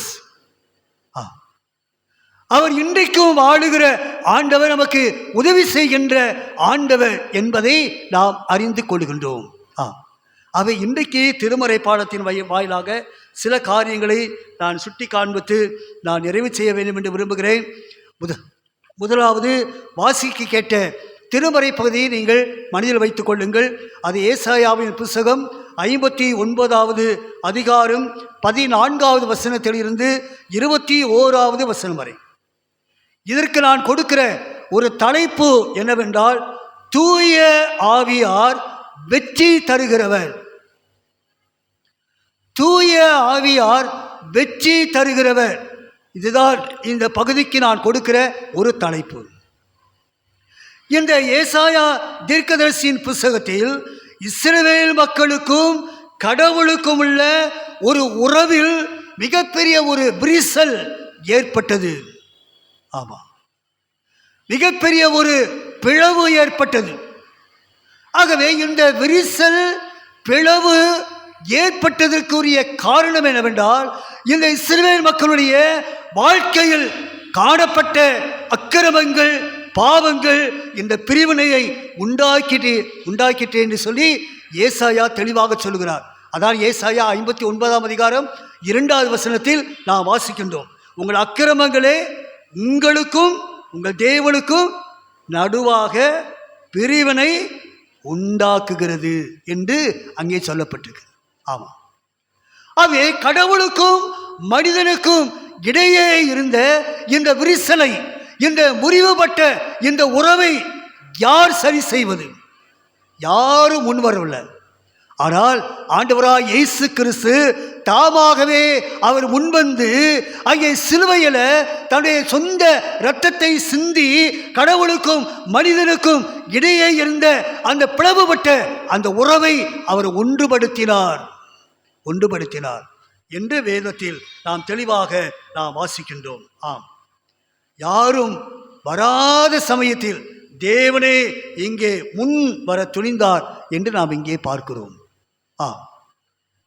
இங்கே இந்த பகுதியில் இஸ்ரவேல் ஜனங்களை குறித்து இந்த தீர்க்கன் சொல்லுகின்ற ஒரு செய்தி இங்கே என்னவென்றால், இஸ்ரவேலர்கள் நீதி, நியாயம், சத்தியம் இவைகளை விட்டு அவர்கள் தூரம் போனவர்களாக காணப்பட்டார்கள். இவைகளை விட்டு அவர்கள் அகன்று போனவர்களாக அவர்கள் காணப்பட்டார்கள் என்று இங்கே சொல்லுகிறார். அவருடைய வாழ்க்கையில் கொடுமை, அநியாயம், நேர்மைக்கேடு, பொன் போன்ற பாவங்களை அவர்கள் செய்து கொண்டு வந்தார்கள். ஆண்டவருக்கு விருப்பமில்லாத, ஆண்டவருக்கு பிரியமில்லாத காரியங்களை அவர்கள் செய்து கொண்டு வந்தார்கள் என்று இங்கே தீர்க்கன் தெளிவாக சொல்கிறார். ஆனால் கடவுள் அவர்களை கைவிடவில்லை. இதான் செய்தி. ஆனால் கடவுள் கைவிடவில்லை. ஏனென்றால் தேவனாய கர்த்தர் ஏன் கைவிடவில்லை? இப்படி அக்கிரமங்களை செய்து கொண்டிருந்த மக்களை ஏன் புறக்கணிக்கவில்லை என்று சொன்னால், அங்கே ஆண்டவர் சொல்கிறார், இவர்கள் என்னுடைய யாரு? என்னுடைய ஜனம், என்னுடைய ஜனம், என்னால் தெரிந்து கொள்ளப்பட்ட ஜனம், நான் உடன்படிக்கை பண்ணின ஜனம், நான் அவளை நேசிக்கிறேன். ஆகவே நான் அவர்களை மறந்து விடவில்லை என்று சொல்லி அங்கே அங்கே அந்த இஸ்ரவேல் மக்களுக்கு நம்பிக்கையூட்டுகின்ற ஒரு வார்த்தையை அங்கே சொல்லி அங்கே அவர்களை உற்சாகப்படுத்துகிறார் என்று இங்கே தீர்க்கதரிசி அழகாக சொல்கின்றார். ஆகவே இந்த இஸ்ரவேல் ஜனங்கள் தங்களுடைய அக்கிரமங்களில் இருந்து, தங்களுடைய பொல்லாப்பில் இருந்து அவர்கள் திரும்பி வரும் பொழுது தேவனாய கர்த்தர் அவர்களை அங்கீகரித்து, அவர்களை தூய்மைப்படுத்தி, அவர்களை ஒரு சிறந்த பாத்திரமாக அவர்களை நான் பயன்படுத்துவேன் என்று சொல்லி வாக்குறுதி கொடுக்கிறார். இதான் இங்கே நாம் கற்றுக்கொள்கின்ற ஒரு காரியம். அது இந்த இஸ்ரவேல் ஜனங்கள் திரும்பி வரும் பொழுது ஆண்டவர் அவர்களை ஏற்றுக்கொள்கிறார். எதற்காக ஏற்றுக்கொள்கிறார்? அவர்களை தூய்மைப்படுத்தி ஒரு பயனுள்ள ஒரு பாத்திரமாக அவர்களை பயன்படுத்தும்படியாக, மீண்டுமாக அவர்கள் பழைய நிலைமைக்கு அவர்கள் அந்த இடத்திற்கே வரும்படியாக ஆண்டவர் வாக்கு கொடுக்கிறார். இவ்வளவு நல்லவர் பாருங்க. ஆமாம், அதைத்தான் இங்கே வேதத்தை நாம் தெளிவாக வாசிக்கின்றோம். ஆனால் இன்றைக்கு ஆவியானவர் எப்படி உள்ளில் இருந்து அவர் செயல்படுகிறார் என்பதை நாம் அறிந்து கொள்ளும் பொழுது ஒரு வசனம் தெளிவாக சொல்லுகிறது. 59வது அதிகாரம் 19வது வசனம் அங்கே சொல்லப்பட்டிருக்கிறது. வெள்ளம் போல் சத்துரு வரும் பொழுது ஆவியானவர் அவனுக்கு விரோதமாக கொடியேற்றுவார். ஆமாம், சத்துரு வெள்ளம் போல வரும் பொழுது ஆவியானவர் அவனுக்கு விரோதமாக கொடியேற்றுவார் என்று சொல்லி இங்கே அழகாக இங்கே சொல்லப்பட்டிருக்கிறது. பிரியமானவர்களே, நம்முடைய குடும்பத்திற்கு விரோதமாக, நம்முடைய சபைக்கு விரோதமாக, நம்முடைய பிள்ளைகளுக்கு விரோதமாக இன்றைக்கு சத்துருவானவன் கொண்டு வருகின்ற அநேக தந்திரங்களை வல்லமையுள்ள கர்த்தர் அவர் நமக்காக அங்கே முன்னின்று அங்கே போர் செய்து நமக்கு வெற்றியை அவர் கொடுக்கிறவராக இருக்கிறார். தூய ஆவியானவர் நமக்காக செயல்படுகிறார். ஆவியானவர் நமக்காக, அவனுக்கு விரோதமாக அவர் செயல்படுகிறார். நம்முடைய வாழ்க்கையில் வருகிற துன்பம், நம்முடைய வாழ்க்கையில் வருகிற போராட்டம், நம்முடைய வாழ்க்கையில் வருகிற நெருக்கம், இதிலிருந்து எப்படி நாம் மேற்கொள்வது என்று நாம் தேய்க்கும் பொழுது ஆவியானவர் நமக்காக எல்லாவற்றையும் அங்கே மேற்கொண்டு நமக்கு வெற்றியை தருகிற ஆண்டவராக இருக்கிறார் என்ற ஒரு செய்தியைத்தான் இங்கே இந்த தீர்க்கன் அழகாக இங்கே சொல்லுகின்றார். அவர் நமக்காக வெற்றி கொடியேற்றுவார். அவர் நமக்காக ஜெயம் கொடுப்பார். ஆவியானவர் நம்முள் இருந்து அவர் நமக்காக செயல்படுகிறவர். ஆகவே இதை நம்முடைய வாழ்க்கையில் உணர்ந்து கொள்ள வேண்டும். ஆவியானவர் நம்முள் இருக்கிறார். அவர் நம்முடைய வாழ்க்கையில் செயல்படுகிறவர் என்பதை நாம் அறிந்து கொள்ள வேண்டும். இதுதான் முதலாவது திருமறை பாடத்தின் வழியாக நாம் கற்றுக்கொள்கின்ற ஒரு காரியம். இரண்டாவது திருமறை பாடத்தை நான் உங்களுக்கு வைக்கின்றேன்.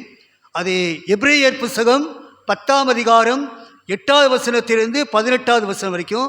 இதுக்கு நான் கொடுக்கிற ஒரு தலைப்பு என்னவென்றால், தூய ஆவியர் பாவ மீட்பை தருகிறவர். பாவ மீட்பை தருகிறவர். இதான் இரண்டாவது இந்த திருமறை பாடத்திற்கு நான் எடுத்துக்கொண்ட ஒரு தலைப்பு. பாவ மீட்பை தருகிறவர். பழைய ஏற்பாட்டை நீங்கள் திருப்பிக் கொள்ளுங்கள். இந்த பழைய ஏற்பாட்டில் நியாயப்பிரமாணத்தின்படி அநேக பலிகள் செலுத்தப்பட வேண்டும் என்பது அது ஒரு நியமம். லேவியராகம புஸ்தகத்தில் அநேக பலிகளை குறித்து அங்கே நாம் வாசிக்கின்றோம். மொத்தம் எத்தனை பலிகள் இருக்குது தெரியுமா? மொத்தம் எத்தனை பலிகள் இருக்குது? லேவியராகம புஸ்தகத்தில் மொத்தம் எத்தனை பலிகளை குறித்து சொல்லப்பட்டிருக்கிறது? அந்த பலிகள் 8 பலிகள். அந்த 8 பலிகள் லேவியராகம புஸ்தகத்தில் தெளிவாக சொல்லப்பட்டிருக்கிறது. தகன பலி, போஜன பலி, பாவ நிவாரண பலி, சமாதான பலி, குற்ற நிவாரண பலி, தோத்திர பலி, உதடுகளின் பலி, ஜீவ பலி. ஆகவே இந்த 8 பலிகளை குறித்து அங்கே லேவியராகம புஸ்தகத்தை நாம் வாசிக்கின்றோம்.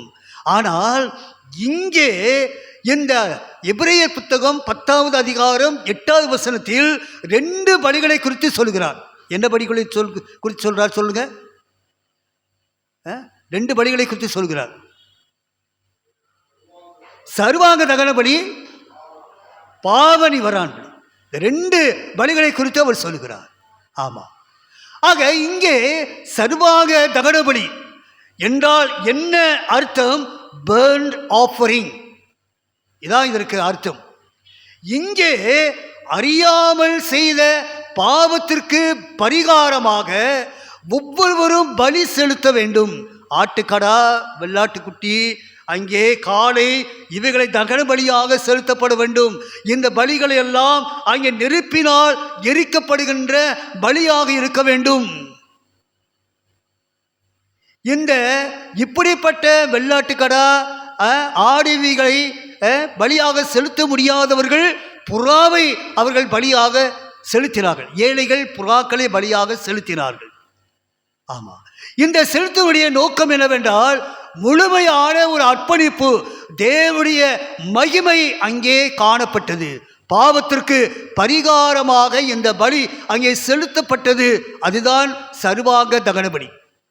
இரண்டாவது நாம் இங்கே பார்க்கிறோம் பாவ நிவாரண பலி.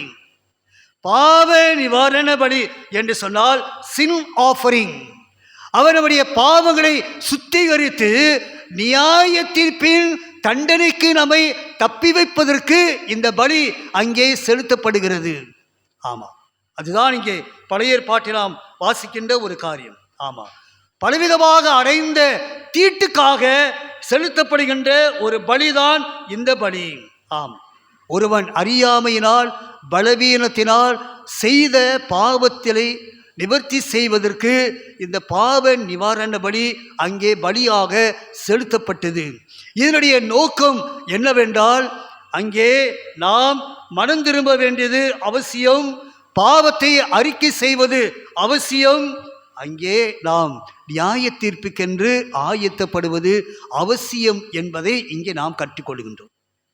சரி, எதற்காக பவுல் இந்த பலிகளை குறித்து இந்த எபிரேய புத்தகத்தில் சொல்றாரு? ஏன் அவர் சொல்ல வேண்டும் என்று சொன்னால், இன்றைக்கு மகா பிரதான ஆசாரியரை குறித்து நாம் இந்த சுருக்க ஜெபத்தில் வாசிக்க கேட்டோம். ஆமாம், மகா பிரதான ஆசாரியர். இப்போ இந்த பலிகளெல்லாம் யார் செலுத்துவாங்க? யார் செலுத்துவாங்க? ஆசாரியர்கள். ஆசாரியர்கள் போய் இந்த பலிகளெல்லாம் செலுத்துவார்கள். ஆக இந்த எபிரேயர் ஆக்கியன் எதற்காக இந்த பலிகளை அங்கே முக்கியப்படுத்துகிறார் என்று சொன்னால், இந்த பலிகள் செலுத்தப்படுவதன் மூலமாக எந்த விதமான சமாதானமும் இல்லை, எந்த விதமான பாவ நிவர்த்தியும் அங்கே இல்லை, எந்த விதமான பூரணமாய் அவர்கள் தரப்படவில்லை. அந்த பலிகள் எல்லாம் அப்படியே அந்த நேரத்தில் மூடி மறைத்து கொண்டது. ஆமாம், ஆக இங்கே அவர் எழுதுகிறார், ஆகவே இந்த பலிகள் எல்லாம் செலுத்தப்படாமல் நிரந்தரமான ஒரு தீர்வு நமக்கு கிடைக்க வேண்டும் என்றால் அங்கே இயேசு கிறிஸ்து ஒரே தரம் அவர் பலியாக அங்கே பலியாக்கப்பட்டு அங்கே பரிபூர்ணமான காரியத்தை நமக்கு அருளி செய்தார். ஒரே பலியாக கொடுத்து பாவ மீட்பை அவர் உண்டு பண்ணினார் என்று வேதம் தெளிவாக சொல்கிறது. ஆமாம், யாராவது வாசிங்க இந்த எபிரேயர் புஸ்தகம் 9ஆம் அதிகாரம் 12வது வசனம். எபிரேயர் 9:12.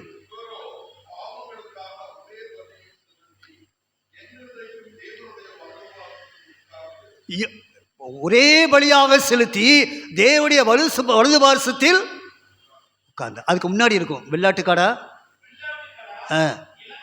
இளங்காலை, இரத்தத்தினாலே அல்ல, தம்முடைய சொந்த இரத்தத்தினாலே போதும். சொந்த இரத்தத்தினாலே ஒரே தரம் அங்கே பலி செலுத்தி பாவ மீட்பை அங்கே உண்டு பண்ணி தந்திருக்கிறார்.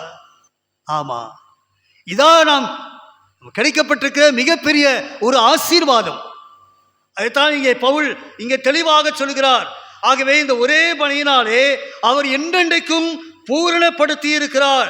பழைய ஏற்பாட்டு பலி முறைமைகள் இனிமேல் செலுத்த வேண்டியது அவசியமில்லை, அது ஒளிந்து விட்டது, அது ஒளிந்து விட்டது என்பதாக குறிப்பிடுகின்றார். சரி, அப்படி என்றால் இந்த இயேசு கிறிஸ்துவினுடைய ஒப்பற்ற பலியால் நமக்கு கிடைக்கப்படுகின்ற பயன் என்ன, நன்மை என்ன என்று நாம் தியானிக்கும் பொழுது சில காரியங்கள் திருமறையில் நமக்கு கொடுக்கப்பட்டிருக்கிறது. முதலாவது, புதிய உடன்படிக்கையை அவர் ஏற்படுத்தினார். இரண்டாவது, அங்கே புதிய மார்க்கத்தை ஏற்படுத்தினார். புதிய மார்க்கம் என்றால் தேவாலயத்தில் திரைச்சலை இருந்தது. அந்த திரைச்சலை என்ன செஞ்சிச்சு, ரெண்டாக கிழிஞ்சிச்சு. ரெண்டாக கிழிந்ததுனால நம்ம என்ன செய்ய, நம்மளுக்கு என்ன ஒரு சிலாக்கியம் கிடைத்திருக்கிறது? என்ன சிலாக்கியம் கிடைத்திருக்கிறது? ஆமா, கிருபாசனத்தில் சேருகின்ற ஒரு சிலாக்கியம் நமக்கு கிடைத்திருக்கிறது. அதே இங்கே ஆண்டவர் நமக்கு உண்டு பண்ணி தந்திருக்கின்றார். எவ்வளவு பெரிய பெரிய ஒரு ஆசீர்வாதம் பாருங்க. அது மாத்திரமல்ல, அவர் மகா பிரதான ஆசாரியராக இருந்து தேவனுடைய வலது பார்சத்தில் நமக்காக பரிந்து பேசிக் கொண்டிருக்கிறார். அவர் நமக்காக விண்ணப்பம் செய்து கொண்டிருக்கிறார். இதான் நமக்கு கிடைக்கப்பட்டிருக்கிற மிகப்பெரிய ஒரு ஆசீர்வாதம். ஆமாம் பிரியமானவர்களே, நம்முடைய சரீரங்களை ஜீவ பலியாக அர்ப்பணிக்கும் பொழுது தேவ ஆவியானவர் நம்முள் செயல்படுவதை நாம் காண முடியும். அதோடு கூட பாவத்தை அறிக்கையிட்டு மனம் திரும்பி நாம் நியாய தீர்ப்புக்கென்று நாம் ஆயத்தப்படும் பொழுது தூய ஆவியானவர் நம்முள் செயல்படுவதை நாம் அறிந்து கொள்ள முடியும். ஆகவே இப்படிப்பட்டதான அனுபவத்தை பெற்றுக்கொள்ள நாம் ஆயத்தப்படுவோம். மூன்றாவது திருமறை பாடத்தை சொல்லி முடிக்கின்றேன். யோவான் புத்தகம் 14வது அதிகாரம். இதற்கு நான் கொடுக்கிற ஒரு தலைப்பு என்னவென்றால், தூய ஆவியானவர் ஆதரிக்கிறவர். தூய ஆவியானவர் ஆதரிக்கிறவர்.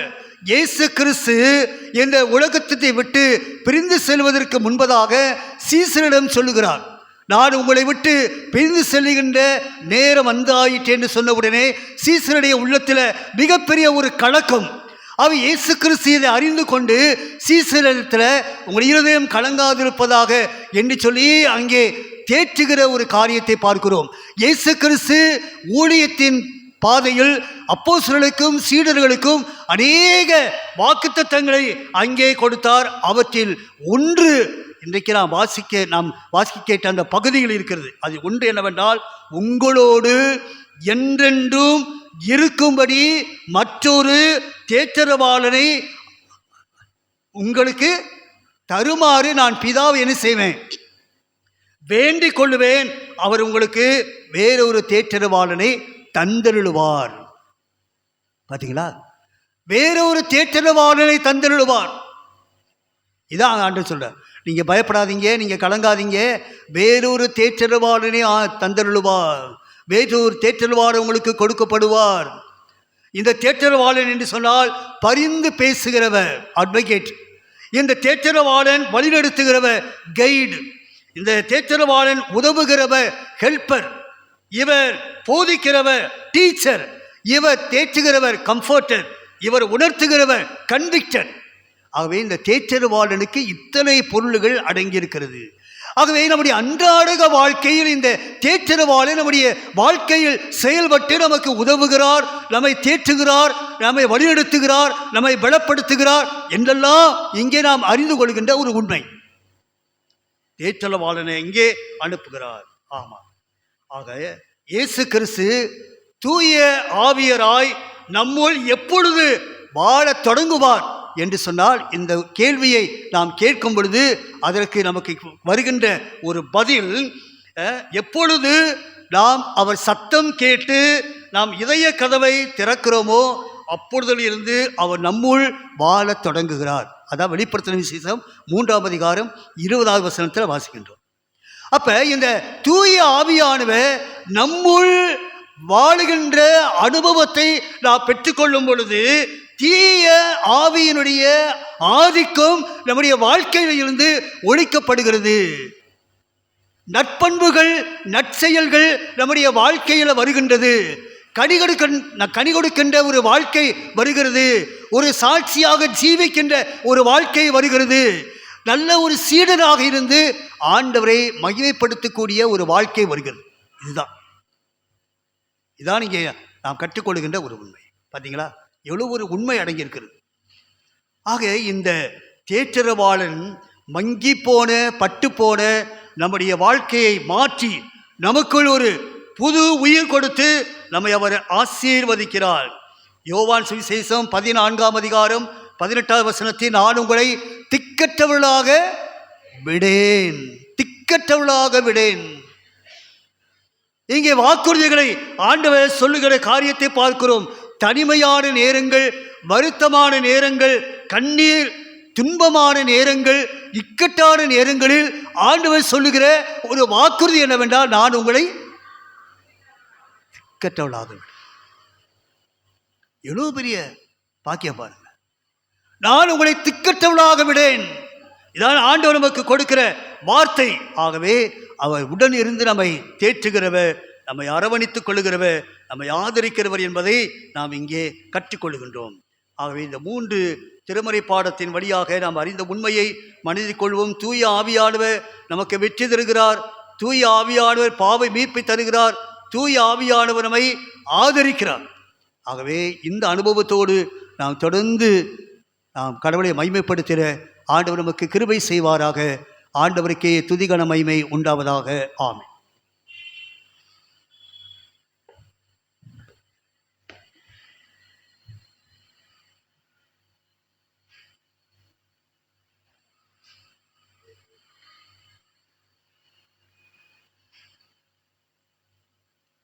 நாம் யாவரும் எழுந்து நின்று கீர்த்தனையில் 359வது பாடலை பாடும் பொழுது திருச்சபையின் பணிவடைக்கென்று, திருப்பணிக்கென்று காணிக்கை சேகரிக்க ஆயத்தப்படுவோம். 359வது பாடல். Amen.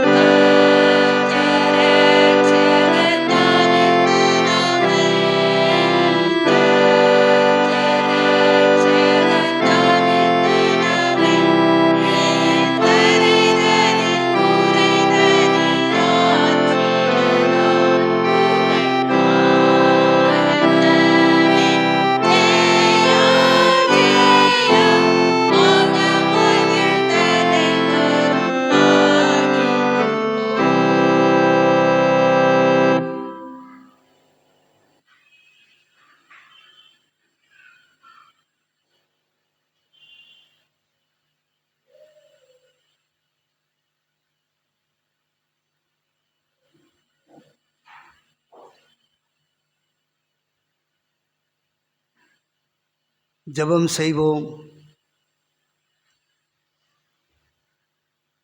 நாம் இரண்டாவது லித்தானிய ஜெபத்தை நாம் ஏறெடுப்போம். இரண்டாவது லித்தானிய ஜெபத்தை நாம் சேர்ந்து ஏறப்போம். நீங்கள் சொல்ல சொல்ல கர்த்தாவே கிருபையாயிரும் என்று சொல்லும்படியாக கேட்கிறேன். பரத்திலிருந்து வரும் சமாதானத்திற்காகவும் நம்முடைய ஆத்துமாக்களின் ரட்சிப்புக்காகவும் கர்த்தரை நோக்கி ஜெபிப்போமாக. அகிலலோக சமாதானத்திற்காகவும் கடவுளுடைய பரிசுத்த சபைகளின் நல்வாழ்வுக்காகவும் அவைகளின் ஒருமைப்பாட்டுக்காகவும் கர்த்தரை நோக்கி ஜெபிப்போமாக.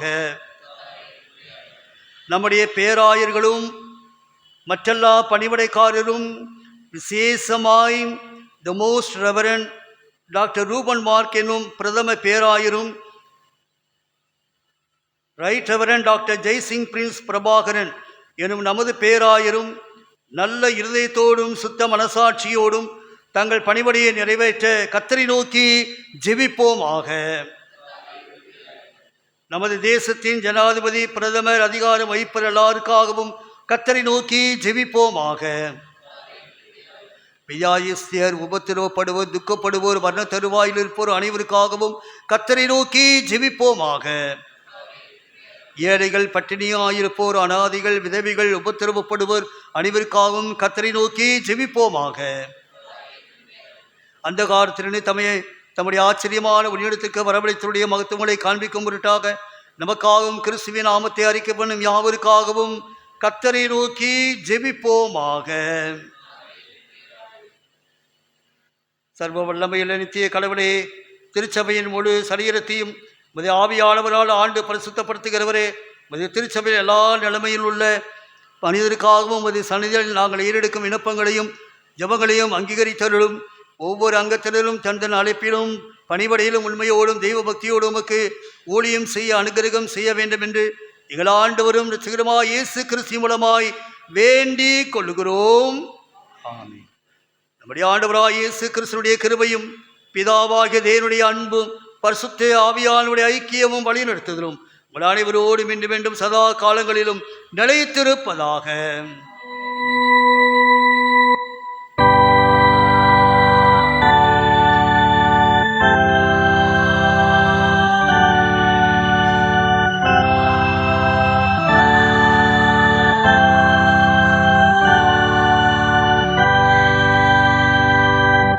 திருவிருந்து ஆயத்தமாக பாமாலை 198வது பாடலை நாம் எழுந்து நின்று பாடுவோம். ஆயத்த பாடல் 198 பாமாலை.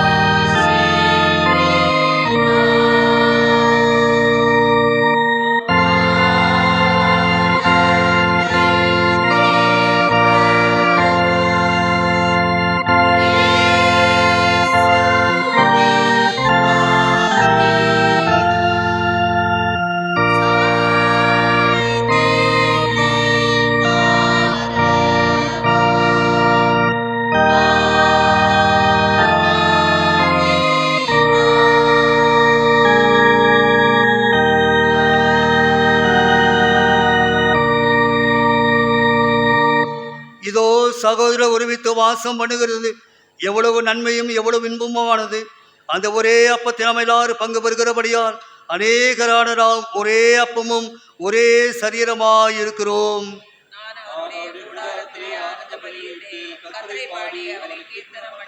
சமாதானத்தை தெரிவித்துக் கொள்வோம்.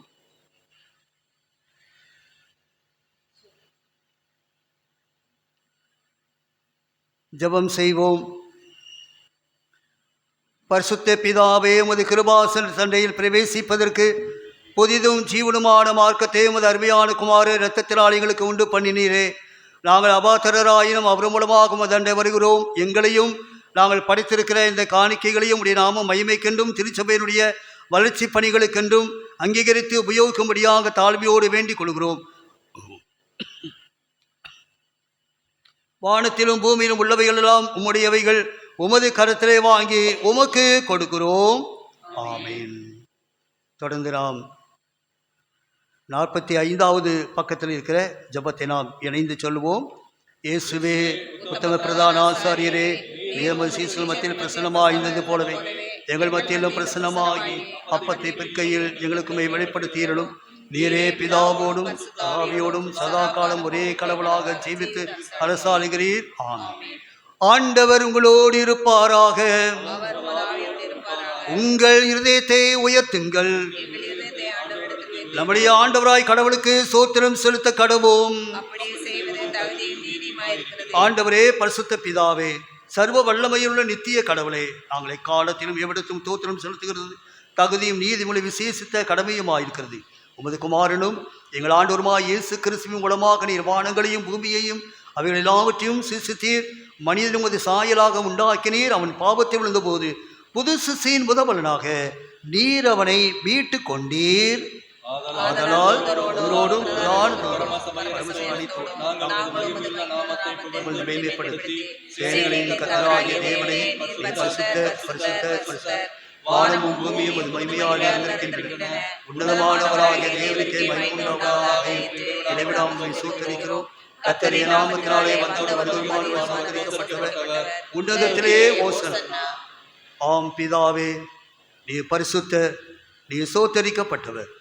தேவரீர் மனிதரை உருக்கமாய் அன்பு கூர்ந்து ஒரே பேரான குமாரனாய் இயேசு கிறிஸ்துவின் தன்மையை தரித்துக் கொள்ளவும் சிலுவையில் மரித்தீங்களை மீட்டுக் கொள்ளவும் அவரை தந்தீரே. அவர் சிலுவையில் ஒரே தினம் தம்மை தாமே ஏகபடியாக ஒப்புக் கொடுத்து சர்வலோகத்தின் பாவங்களையும் நிவர்த்தி செய்வதற்கு நிறைவும் பூரணமும் பொந்ததுமான பலியையும் காணிக்கையும் பரிகாரத்தையும் செலுத்தினதும் அல்லாமல் தமது அருமையான மரணத்தை என்றைக்கு நெய்பொட்டை ஆபத்தை நியமித்து தாம் திரும்ப வரும்பளவும் நாங்கள் அதை அனுசரித்து வரும்படி தமது பரிசுத்த சுவிசேஷத்தில் கட்டளையிட்டினாரே. அவர் தாம் காட்டி கொடுக்கப்பட்ட அந்த ராத்திரியிலே அப்பத்தை எடுத்து ஸ்தோத்திரம் பண்ணி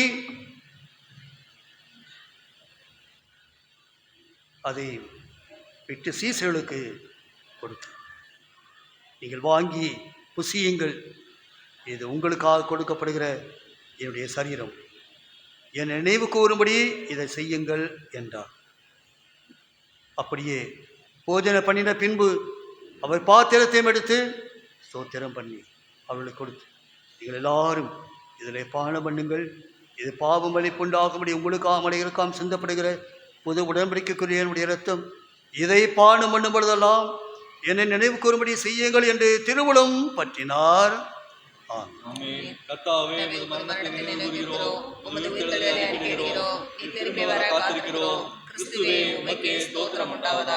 ஆதலால் பிதாவே, அருமைய குமாரனாகிய எங்கள் ஆண்டவரின் அருமையான பாடுகளையும் மரணத்தையும் மகிமையான உயிர்த்தெழுதலையும் பரமேதலும் நினைவு கூர்ந்து உமது அடியார்களாகிய நாங்கள் அவருடைய கட்டளையின்படியே அவர் திரும்ப வருமளவும் அவரை நினைவு கூர்ந்து இதை செய்கிறோம். அவரை நீர் எங்களுக்காக நிறைவேற்றின பூரண மீட்புக்காக உமக்கு நன்றி செலுத்துகிறோம்.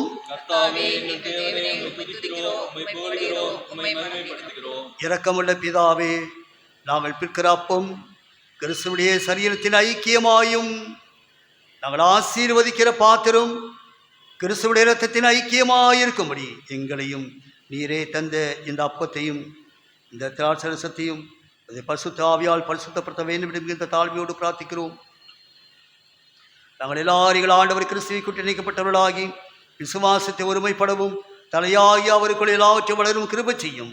அவரோடு பரிசுத்த ஆவியோடும் ஐக்கியமாயிருக்கிற சர்வ வல்லமையுள்ள பிதாவாகிய உமக்கு அவர் மூலமாய் சகல கனமும் மகிமையும் என்றென்றைக்கும் உண்டாவதாக. நமது சிகராய் கிறிஸ்து கற்பித்தபடி அவர் நமக்கு அருளப்பட்ட தைரியத்தோடைய கத்தோலிக்க ஜெபத்தை நாம் சேர்ந்து சொல்லுவோம். பரமண்டலங்கள் இருக்கிற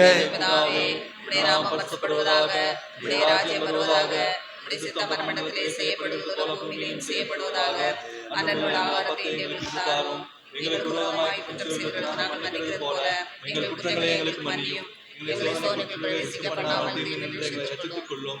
ராஜ்யமும் வல்லமையும் மகிமையும் என்றென்றைக்கும் உம்முடையதே. ஆமென். பரிசுத்த சாக்கரமதை மெய் விசுவாசத்தோடு பெற்றுக்கொள்வதற்கு நாம் ஆயத்தப்படுவோம். ஆண்டவருடைய சரீரம் நமக்காக பிற்கப்பட்டது. ஆண்டவர் நமக்காக இரத்தம் சிந்தினார். இந்த சாக்கரம் பங்கு பெறுவதற்கு நம்மை ஆயத்தப்படுத்துவோம். ஆண்டவருடைய சமூகத்தை நம்மை தாழ்த்தினவர்களாய் தாழ்மையின் ஜெபத்தை நாம் இணைந்து ஏறெடுப்போம். இரக்கமுள்ள கர்த்தாவே, எங்கள் சுய நீதியை நம்பி அவன் பந்தய சேர துணியாமல் தேவனுடைய அளவற்ற இரக்கத்தை நம்பி சேர்கிறோம். மேஜன் கீழும் திருக்கீழே பொறிக்கொள்ளுங்கள் பாத்திரர் அல்ல, ஆனாலும் தேவரீர் எப்பொழுதும் இரக்கம் செய்ய சென்னுடைய மாறாத ஆண்டவராக இருக்கிறீர். ஆகையா கிருபையுள்ள கர்த்தாவே, அருமையான குமாரனாய் இயேசு கிறிஸ்துவின் விடமதியாத சரீரத்தாலும் இரத்தத்தால் எங்கள் பாவமுள்ள சரீரம் ஆத்மாவி சுத்தமாய் எப்பொழுது அவருக்குள்ளும் அவர் எங்களுக்குள்ளும் மாசமாய் இருப்பதற்கு ஏற்ற விதமாய் உடைய சரீரத்தை புசித்து ஒரு இரத்தத்தை பானமல்ல எங்களுக்கு கிருபை செய்திடும். ஆமென். நாம் பிற்கிற அப்பம் கிறிஸ்துடைய சரீரத்தின் ஐக்கியமாய் இருக்கிறது அல்லவா? உலகத்தின் பாவத்தை சுமந்து தீர்க்கிற தேவாட்டுக்குட்டியே எங்களுக்கு இறங்கும். உலகத்தின் பாவத்தை சுமந்து தீர்க்கிற தேவாட்டுக்குட்டியே எங்களுக்கு இறங்கும். உலகத்தின் பாவத்தை சுமந்து தீர்க்கிற தேவாட்டுக்குட்டியே ஒரு சமாதானத்தை தாரும்.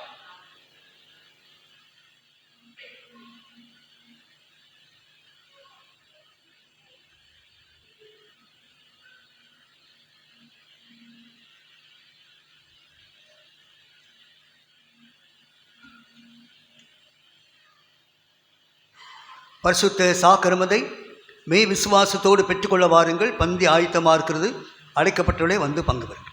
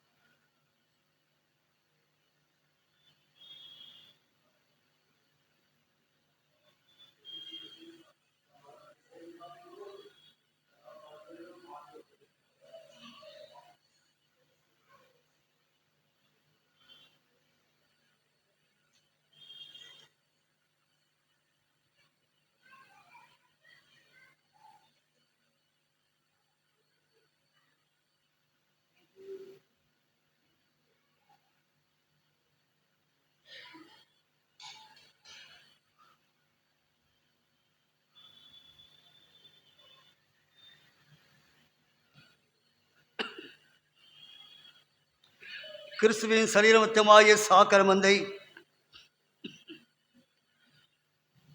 விசுவாசத்தினால் பெற்றுக்கொண்டவர்களாகிய நாம் அவருக்கு தோத்திரம் செலுத்துவோமாக.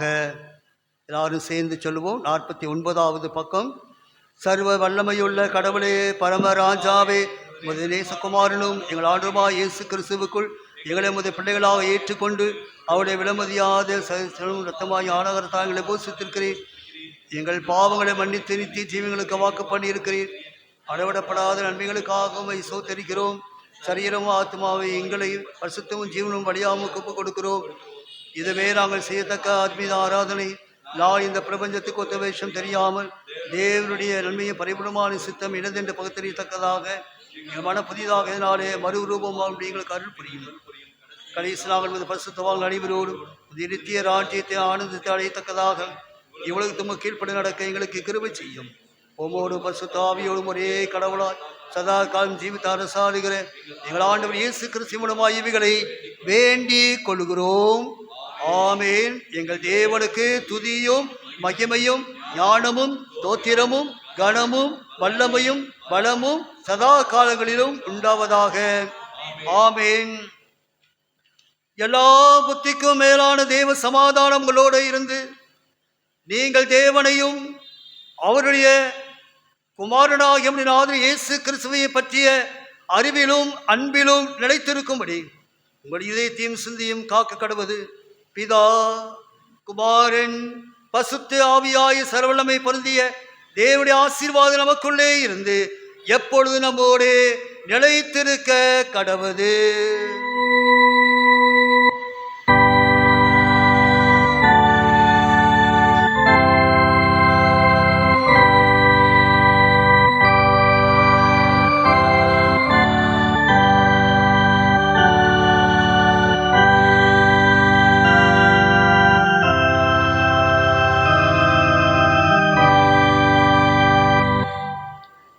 பாடலாக நாம் யாவரும் எழுந்து நின்று பாமாலை 376வது பாடல் பாவ செஞ்சலத்தை 376.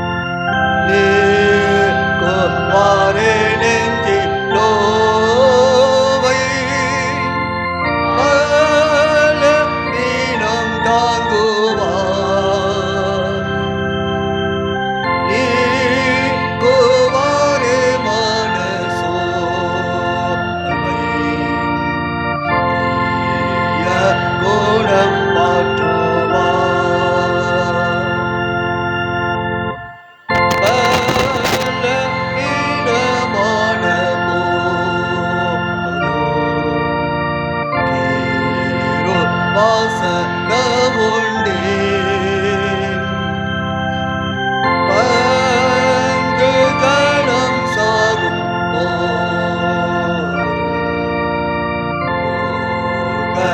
இடம் ஏதுவே மேலாத பிராண தேசோ உம்மை நம்பி ஆடவர்கள் அருளாய் உம்மை நோக்கிக்கின்றேன்.